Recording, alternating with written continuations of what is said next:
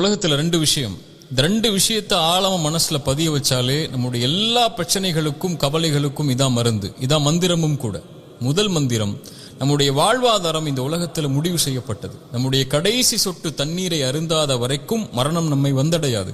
நம்முடைய வாழ்வாதாரத்திலிருந்து ஒரு ரூபாய் யாரும் எடுத்துடவும் முடியாது, ஒரு ரூபாய் யாரும் கொடுத்துடவும் முடியாது.